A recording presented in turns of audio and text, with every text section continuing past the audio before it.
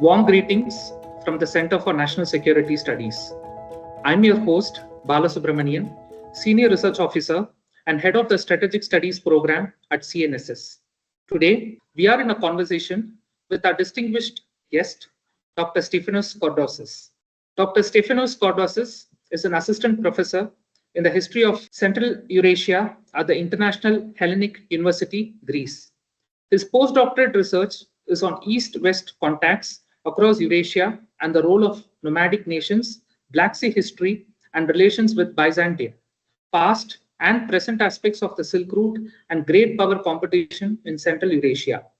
In 2016-17, he was awarded the Fulbright Greece Fellowship for Greek academics, by which he visited the Department of East Asian Languages and Civilizations at the University of Pennsylvania. Thank you very much, sir, for taking time to be with us. Thank you for having me here. I'm glad that we will be exploring some aspects of, broadly speaking, Eurasian politics, but also focusing on the Eastern Mediterranean. Thank you, sir. Without much further delay, let us quickly get into the first question. How do you think have been the recent geopolitical shift in Western Eurasia have reshaped the strategic importance of the Black Sea and Eastern Mediterranean region in the current global politics?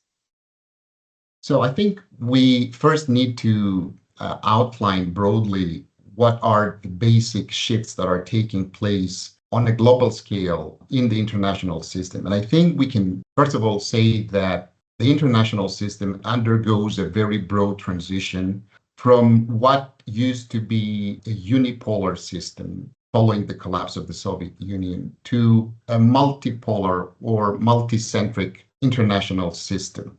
Now, as this transition takes place and has been observed by mainly the great powers in our world, by the power that used to be the unipolar entity in that previous international system, and as this transition is also observed by the rising powers of our world, it seems that the unique power has conflicting interests with the rising powers. So it appears that one of the side effects of this transition is that power that used to be the only one in the previous international system is trying to essentially draw clear lines between its own territory, what it had gained in the previous period, and the territory it has no control over. And this comes into conflict with what the rising powers want in Eurasia, particularly China, India, Russia,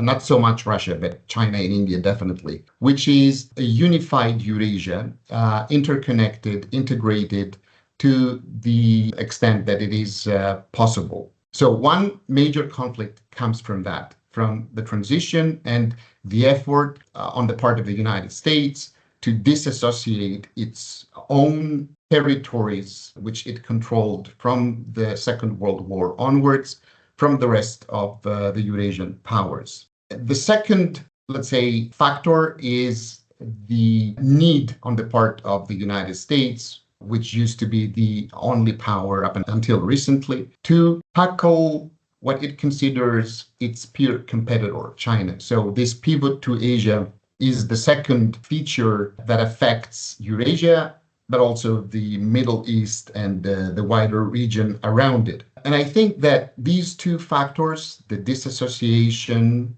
the trying to draw clear lines between US territory and other nations' territory in Eurasia, and US pivot to Asia, are the fundamental reasons for the symptoms that we've been observing over the past years, that is the war in Ukraine on the one hand, and the war in the Middle East on the other hand. And definitely the Eastern Mediterranean is being affected by these two elements, by these two factors. On the one hand, the disassociation of Europe, which, given the position of the US in it, is part of the American sphere of influence from the rest of Eurasia, poses great problems for Europe and also for the Eastern Mediterranean in particular. But also the fact that the Americans who have been security providers in Europe and, of course, in the Eastern Mediterranean are considering or trying to implement their pivot to Asia also creates additional problems. It fuels regional competition between countries, as you will see, and as we will discuss later in the Eastern Mediterranean, and creates further confusion in the region. I think that this is a very volatile period for Europe, but particularly for the Eastern Mediterranean. And to a great extent, the arrangements that are going to be made prior to US exiting or at least downgrading its presence in the region will have effects that will reverberate for the next 20, 30, maybe more years. In this environment, as Europe is being disassociated from the rest of Eurasia, is being barricaded in order to be safeguarded by the Americans, and at the same time, the gradual downgrading of American presence that might take place, that seems to be taking place in, or will take place in the next years as it pivots to Asia. These two elements create the conditions for future frictions and possible future also collisions between small-sized and medium-sized nations in Western Eurasia. I think this gives us the overall framework upon which we can now delve into further details, particularly with regard to the Black Sea and the Eastern Mediterranean region. Moving on to my other questions, in what way does the Black Sea and Eastern Mediterranean region serve as a critical hub for trans-Eurasian connectivity, communication, and exchanges? And how do you think this influences regional power dynamics? Yes, that's a very important question, because it will help us not only highlight the role of the Black Sea and Eastern Mediterranean region, but also put it into a wider Eurasian, both historical and contemporary perspective. Now, to answer how the Black Sea and Eastern Mediterranean region plays a vital role for Europe's communication with the rest of Eurasia, one has to look at what this trans-Eurasian communication has been up to this point, historically speaking. So historically speaking, historians have observed the formation of three major latitudinal networks that spanned Eurasia from east to west, or from west to east. And these latitudinal networks, even though they were interconnected at some points, the one with the other, essentially ran parallel the one to the other from ancient times all the way to early modern times and even in our days. So the first and the earliest to appear was the network that connected the network of communication, and that by communication I mean also exchange of ideas, but also exchange of trade goods, all kinds of exchanges taking place, was the one connecting what we call the classical civilizations world. So from the Eastern Mediterranean, from the classical civilization of ancient Greece, all the way to India and to Central Asia, and from there across the mountains of Central Asia, the Pamirs, into Eastern Asia. This network of communication relied heavily on the existence of cities that were created by the great civilizations of antiquity. So whether we speak about the Achaemenid Empire of the Persians or the empire founded by Alexander the Great, this is the network of cities that connected Eurasia from east to west. In the early Middle Ages, there is another network that appeared, and this network was a result of the geomorphological conditions of Eurasia, particularly of what we call the steppe corridor, which is a very long, let's say, area of plains stretching from Central Europe, from Hungary, all the way to northeastern China, and which, because of its geographical unity, imposed at the early Middle Ages a parallel network of exchanges to the one of the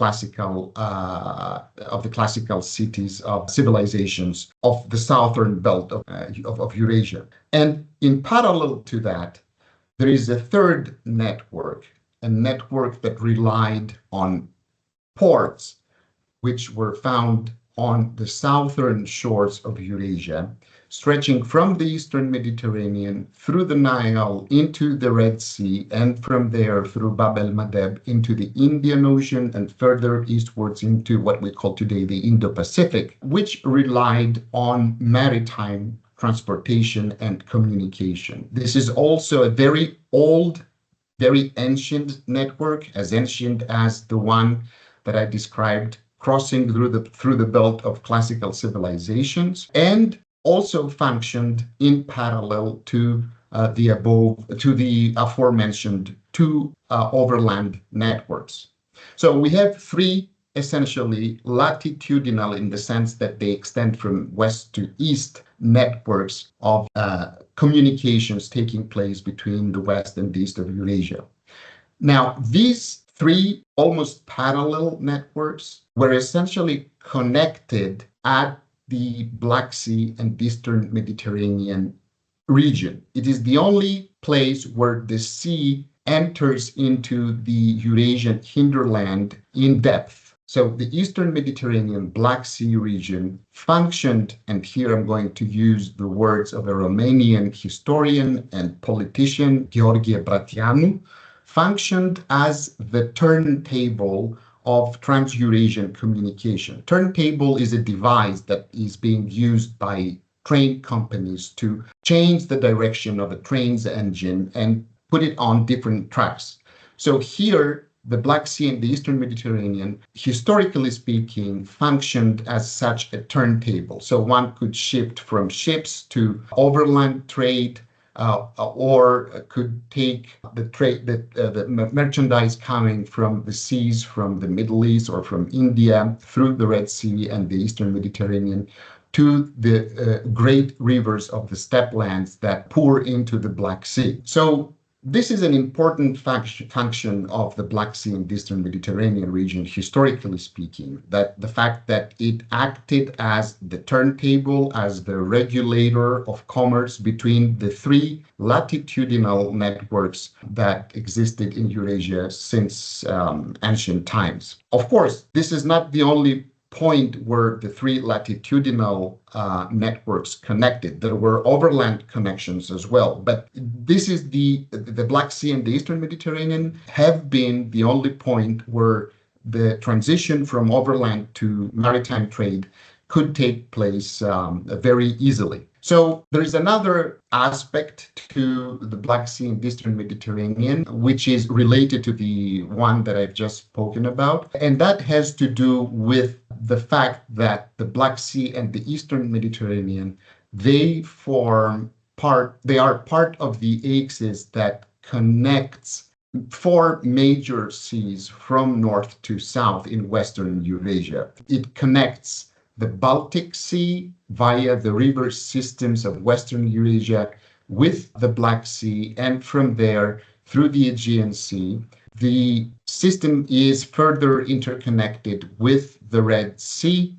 Now we use the Suez Canal, but in previous times, prior to the construction of the Suez Canal in the 1860s, the River Nile was used to transport merchandise from the Eastern Mediterranean into the Red Sea. And of course, from the Red Sea, the Indian Ocean is connected, the Indian Ocean gets into contact with the Mediterranean world, but also with the Baltic Sea. So these are the most important, let's say, functions of the Black Sea and Eastern Mediterranean region. And of course, whoever controls this very important, let's say, turntable, which acts as a transitive point, maritime to overland route, or as an interconnector of the Baltic Sea with the Red Sea and the Indian Ocean, of course, possesses great power, great regulating power in Western Eurasia.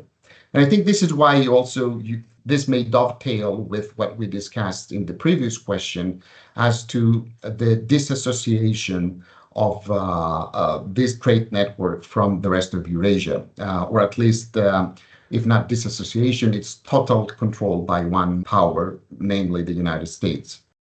Thank you for very cogently, putting it across for our audience.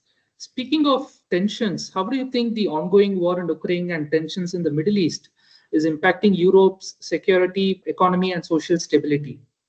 Thank you for the question. Well, in light of what we have just discussed, the fact that the United States tries to barricade its territory over Western Eurasia as it pivots to Eastern Eurasia to tackle its peer competitor, and in the light of the trade networks that we have just described, I think it is safe to say that both the war in Ukraine, but also the war in the Middle East, disassociate further Europe from the rest of Eurasia. Now, by its nature, Europe, it is not part of the Eurasian hinterland in the sense that, geographically speaking, it is a set of peninsulas stretching further into the Atlantic Ocean. So, by its geographical nature, it's not part of the Eurasian hinterland. However, throughout history, Europe had access to the Eurasian hinterland mainly through the main, let's say, latitudinal trade networks that I've described previously. So if we can put it more schematically, we can say that Europe had access to the Eurasian hinterland through the gates of, let's say, Iberia, if we can put it in this way, or through the gates of the Ponto-Caspian steppe lands. Then there is the second gate, I guess we could call it the gates of Constantinople, Istanbul, which went through the classical, the world of the classical empires of the ancient times and the Middle Ages. And then the third gate was the maritime gate, Nile or Suez in more recent times, which gave it access to the Indian Ocean. So as you can see, the wars that have taken place, particularly, let's start with the one in Ukraine, was essentially a war that completely disassociated the European elites from the power controlling the access into the Eurasian hinterland from the steppe corridor, in this case, the Russian Federation. So this disassociation, even though it was based on what the Europeans called the international rules-based order, which was, according to the European political establishment, violated by the invasion of Russia into Ukraine. Nevertheless, despite that, the Europeans have been severely cut off from this access to the Eurasian hinterland. Now, when it comes to the second, let's say, gate, which leads to that network which spans Eurasia across its southern belt, here again, the events following October 2023 and Israel's reaction, what happened in Syria, the recent war, 12 days war that broke out between Israel and Iran. All these mean that even if it's not completely cut off from this corridor, Europe is in a precarious position because things are far from being calm there at the gate of this corridor, and may become volatile, and the Europeans have actually no power to control developments. And of course, the third, let's say, corridor, which was the maritime network, the network of ports along the southern shores of Eurasia, is also being affected by the developments in the Middle East.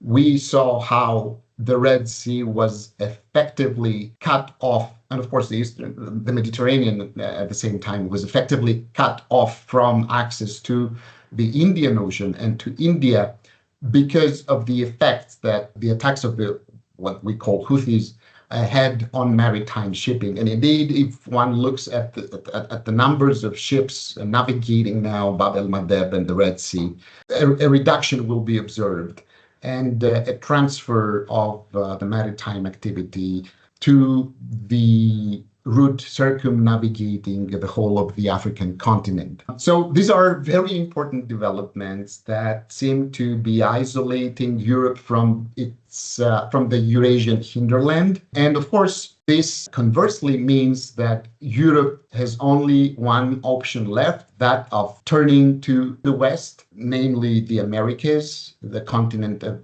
North and South America.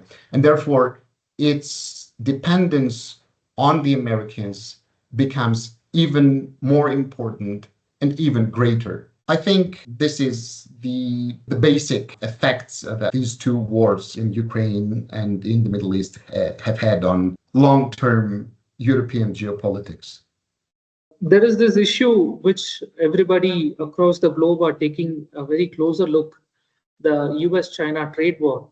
Considering the US trade war, China's rise, and the current global realignment that is happening, what is a broader geopolitical outlook for Europe, and how do you think Europe is navigating to these challenges? So I think that this is also a question that may be answered in conjunction with the previous one, with the fact that Europe is being cut off from the Eurasian hinterland. And I think that this is a side effect of the American overall policy of clearly delineating its sphere of influence over Western Eurasia, particularly over Europe and perhaps over parts of the Middle East as well. And China, being a big chunk of this Eurasian hinterland, obviously is one of the elements that the Americans would like to see the Europeans disassociate from. And I think that from their perspective, of course, this is their strategy. This is something that they want to pursue for their own interests because of the way they view Eurasia. But I think that for Europe, further disassociation from its Eurasian hinterland will, I think, have enormous negative effects on its economy and its economic capacity. We have recently witnessed how the disassociation from Russian energy supplies affected the core element of the European economy, that is Germany and its industry. We have started talking about deindustrialization. We have started talking about a reduction in economic activity and capacity. This will bring about other issues, such as the issues that have to do with social security. They will create insupportable, non-supportable conditions for the state, for a welfare state in Europe. And of course, they will further greatly affect demographic trends, which are not good even as we speak, but they will get definitely worse at some point in the future. So all these, they will combine in the future, they will aggravate the situation, and definitely they will reduce Europe's capacity to provide for its own security, thus making it even more dependent on the United States and on the American continent. Given the current disassociation from a big chunk of Eurasia, namely from the Russian Federation, given the turmoil that exists in the Middle East, which has severed, or let's say has affected negatively the contacts that Europe has with the Middle East and with the Indian Ocean, with India, and from there on with Southeast and East Asia. I think that losing China as a trade partner will have also negative effects for the European economies. But it is something that has already started taking place. We see this disassociation taking place, and Europe's shift to the West, to a more, let's say, dependent relationship with the United States and with the American continent. Speaking of IMEC, how do you think the India, Middle East, Europe economic corridor fit into Europe's maritime geostrategy, and what advantage do you think it offers compared to the other existing trade routes? Well, yes, thank you for the question. This is also a very interesting aspect, and one that has made the headlines, especially since September 2023, when I think it was, yes, it was Joe Biden, the president of the United States, that essentially launched the whole project of the India, Middle East, Europe corridor. Now, this project, as you understand, is not a new project. It has been there. I mean, the connection between India and Europe has always been there. And when I say always, I mean it has been historically documented since antiquity. So the idea to bring together the Eastern Mediterranean, Europe, the European world with the Indian Ocean and India is something that brings no real wisdom to anyone. It has always been there. And particularly following the opening of the Suez Canal, we see how trade essentially was reverted to the main, let's say, maritime lines that connected Europe with India since antiquity, and were taken away from the circumnavigation of Africa, from the oceans surrounding Africa. Now, this is India, Middle East, Europe corridor, therefore, is a very old story, and it is something that would offer Europe a vital link with a country such as India, with which it shares great cultural and linguistic affinities, historical also relations and connections. But we have to take into consideration that India, Middle East, Europe corridor is just a plan in theory. Nothing has essentially been implemented. Quite the contrary, the events in the Middle East have made India, Middle East, Europe corridor a rather, let's say, uncertain project. It is, of course, a mega project of Trans-Eurasian integration, definitely, but so far it's only in papers. We haven't seen anything actually being materialized. So for Europe, the materialization of the India, Middle East, Europe corridor would mean that there is direct connection between India, the Persian Gulf, and Europe, and that this connection would be even further shortened in terms of time, making exchanges more rapid and, of course, much denser and thicker. Of course, this in comparison to the already existing route crossing Suez and the Red Sea and exiting through Bab el-Mandeb. This India, Middle East, Europe corridor is also supplemented by a series of other mega projects that provide interconnectivity on a trans-Eurasian level. They are implemented, for example, by electricity cables, both overland and underwater, optical data cables connecting India with Europe, that's enabling the synchronization and further development of digital economies between the two entities. And of course, pipelines that will transport energy. But as I said, all these are great ideas, but have not materialized. And quite the contrary, they face great difficulties. Another element is that for Europe, it would be given an opportunity, having lost its contact with the rest of the Eurasian hinterland, to maintain open links with a vibrant, open society and economy such as India. A society and economy that looks to further development and, of course, rises over the horizon as one of the great superpowers in Eurasia, India. When it comes to comparing India, Middle East, Europe corridor with other existing mega projects of Trans-Eurasian integration, generally what people tend to compare it with is the maritime aspect of the Belt and Road Initiative. But actually, most of the analysts suggest that this India, Middle East, Europe corridor is an alternative to the Belt and Road Maritime Initiative. Well, I think there is great truth to that, but I'm not sure if these two mega projects are competitive the one to the other, or even at some points complementary the one to the other. Definitely, there is the competitive aspect, but there is also the aspect of intercompatibility.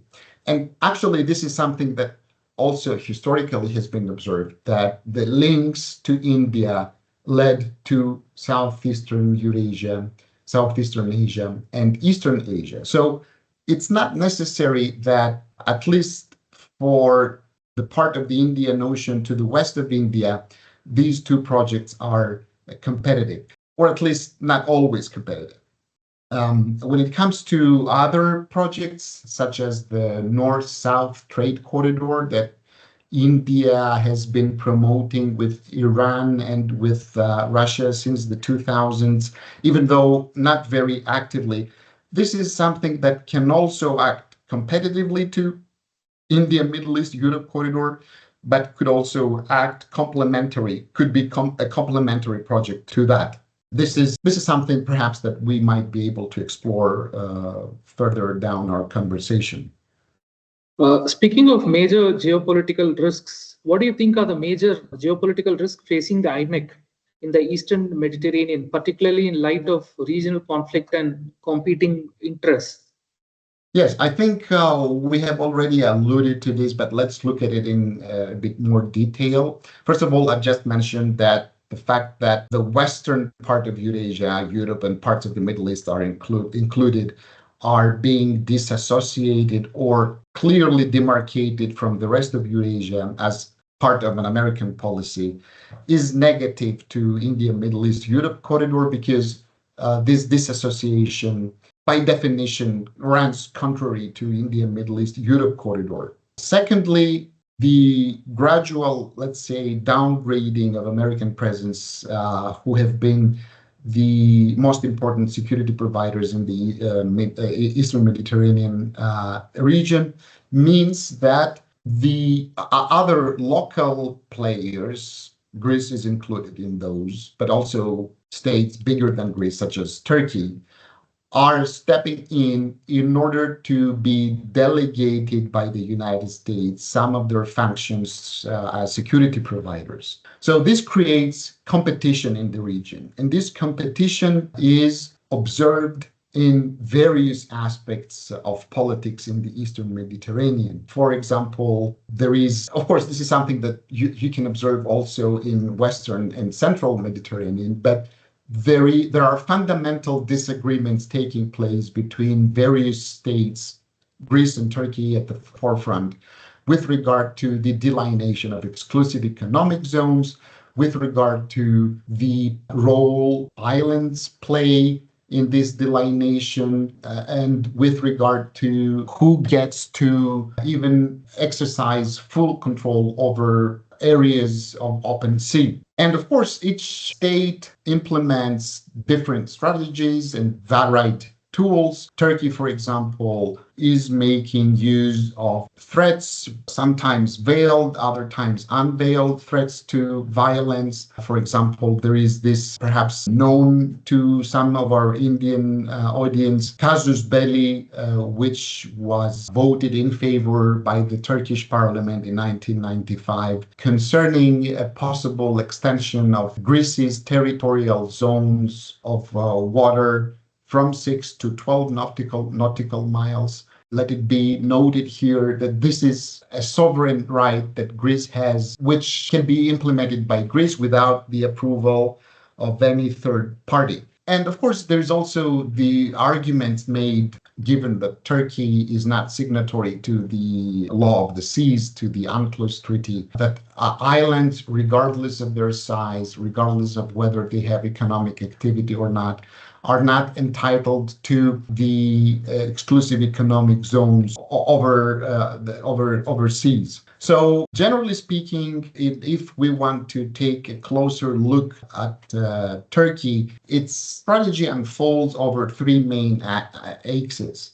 The first one is related to, these three main axes are dovetailed, they are interrelated. The first one is its Aegean policy, the threat to war against Greece should Greece extend to 12 nautical miles. And of course, their argument that the Aegean Islands are not entitled to exclusive economic zones. This is the first axis. The second axis is about Cyprus, which essentially is not only an island, half of which, the northern half of which, is under Turkish occupation since 1974, which means that effectively Turkey exercises control over the waters to the north of the island.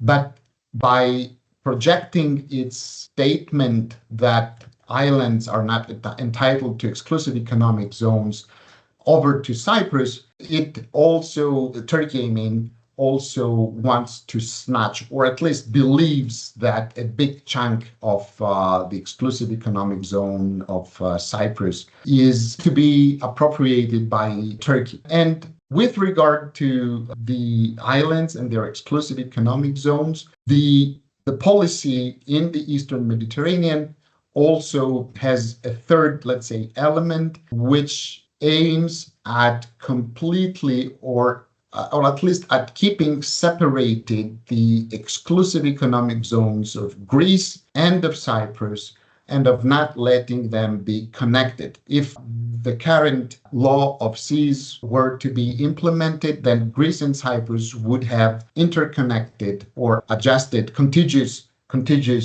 exclusive economic zones. Now, with the demands that Turkey makes over the islands not having exclusive economic zones, and with the third element, which is the agreements made between Turkey and Libya concerning their exclusive economic zones, essentially Turkey tries to impose a direct control over its near abroad and over the sea areas that are adjacent to its mainland. These are very broad remarks of our Turkish policy. One has to look at how they delineate their exclusive economic zones. One has to also to take a look at the Libya-Turkey memorandum of understanding, whereby even though they are not opposite, Turkey and Libya, they, in a very unreasonable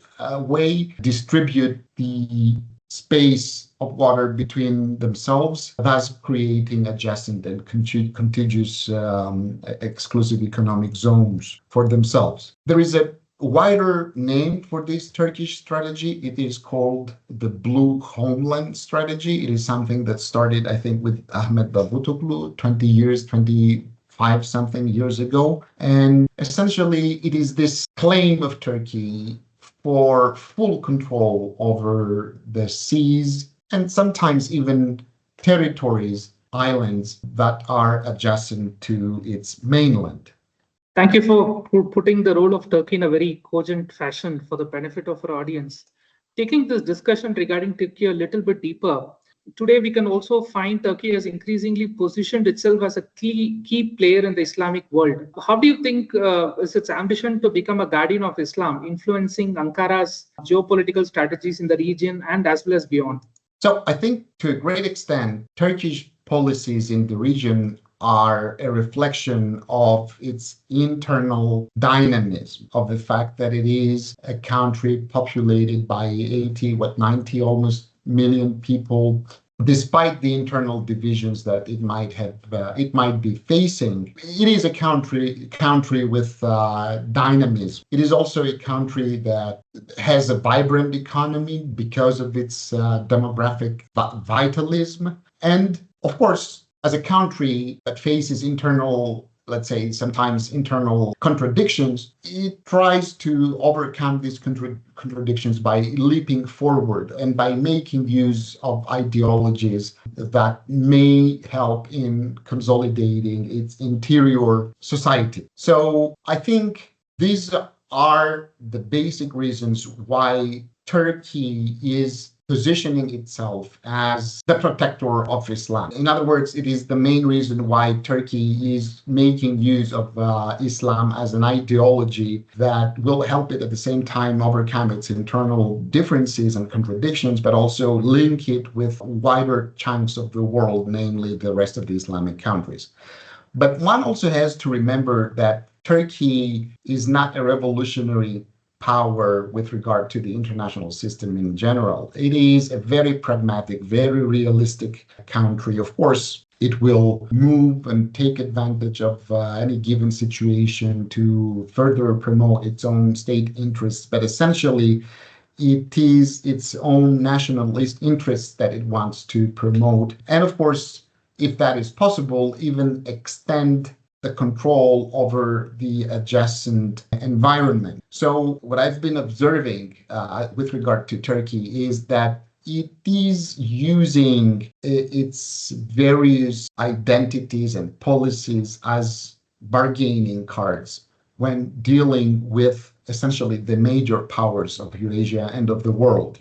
So it will make use of its Islamic affiliations in the Middle East in order to provide service to the United States. But it will also use, let's say, European identity in order to provide service to the Europeans with regard to the war in Ukraine. At the same time, even though the rhetorics might be acute against Israel, it is not in practice and in reality acting against Israeli interests, at least not up until this point. This might change, we don't know. And as we saw in the case of Ukraine, it is also having direct contact with Russia, despite the fact that it helps the Europeans and the West generally in the war in Ukraine. So this policy, there was a scholar,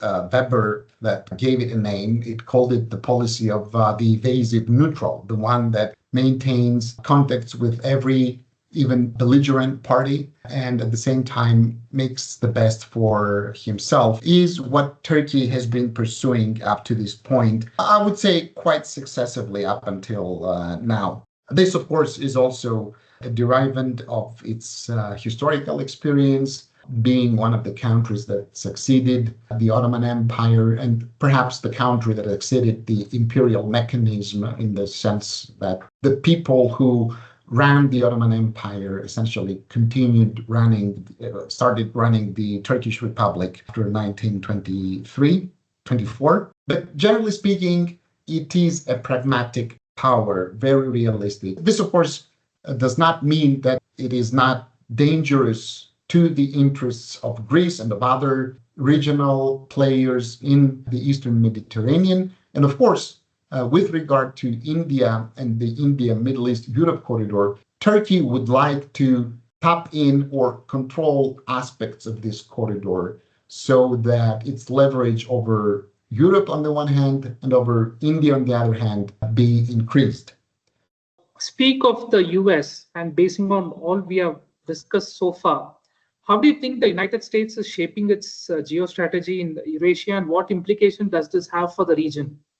I think we have also alluded to this question during some of your previous questions. Let me just put things in a wider view. So US policy towards Eurasia is essentially a continuation of the British policies towards Eurasia. We speak about the school of Anglo-Saxon geopolitics. You might be familiar with this. Essentially, we view Sir Halford Mackinder as their founding father, even though there are cases of British scholars, thinkers, or military servicemen, such as General de Lacy Evans, for example, that have been more or less describing British stance and geostrategies towards Eurasia from the beginnings of the 19th century. So the US continues this tradition of British geopolitics, and I think we speak now of Anglo-Saxon geopolitics. To understand how the US views Eurasia, you need to really go through the book, The Geography of Peace by Nicholas Spikeman. So I remember that in this book, there were two maps, one showing Eurasia projecting its power over the American continents, both from its eastern and western shores over to the western and eastern shores, respectively, of the Americas. And then there is another map which shows the Americas projecting its power over the western and eastern shores of Eurasia. In other words, the Americans think that Eurasia is still the center of gravity of our planet. It is a very important continent for them to project their power on in order to somehow affect the political proceedings that are taking place in this continent, if they want to avoid having Eurasia mingling in their own political affairs. And I think this explains to a great extent American policies in the region ever since it replaced Great Britain, its function as a regulating power in Eurasia. So in this concept, in this perspective, the concept of Rimland is very important. One can understand the importance that Europe has and why the Americans need to clearly demarcate it, delineate it, and perhaps even disassociate it from the rest of Eurasia. They view Europe as their Western bridgehead on Eurasia. They view Japan, Korea, South Korea, Taiwan as their bridgeheads, or at least their very important bases in Eastern Eurasia, and of course the in-between space where Middle East, Iran, India, and China are, is also an important belt where American power should be projected one way or the other. So within this respect, they're also interested in maintaining controls of the maritime network, abutting Eurasia to the south, and therefore within this perspective, India, Middle East, Europe corridor is important for them because it is something that they feel they can exercise control over one way or the other. I hope this answered. Yes, in fact, I should thank you also on behalf of the audience for the book recommendation, Geography of Peace by Nicholas Pikeman, because this book lays the foundation of the Rimland theory. So that Exactly. I'm sure it will benefit, especially our young audience and researchers, because the foundations of Rimland theory is how Eurasian heartland paves the way for global dominance. So thank you very much for that. Thank you. Thank you, Dr. Bala. Thank you for inviting me. It was a very interesting conversation. Thank you for having me. There have been a lot of key takeaways to sum up for the benefit of our audience, starting from the trans-Eurasian communication, which you have mentioned, including the 3 latitudinal network that extends from west to east. You beautifully describe about the maritime network and how the current tensions which are ongoing both in the Middle East as well as the Russian-Ukraine war has cut off Europe from the European hinterland, and how it is also leading to deindustrialization of Europe. And it's a very interesting point that you have brought out, how the IMEC corridor is not something new and it has been there since antiquity. Thank you also for cogently bringing out Turkey's the blue homeland strategy and the policy of invasive neutral. And that brings us to the end of today's episode. Big thank you once again to our distinguished guest, Dr. Stephanos Kordasis, for spending time with us and offering such invaluable insights. To our audience, I hope you found our discussion insightful and thought-provoking. Thank you for tuning in and being a part of this conversation. Until next time, stay curious and stay informed.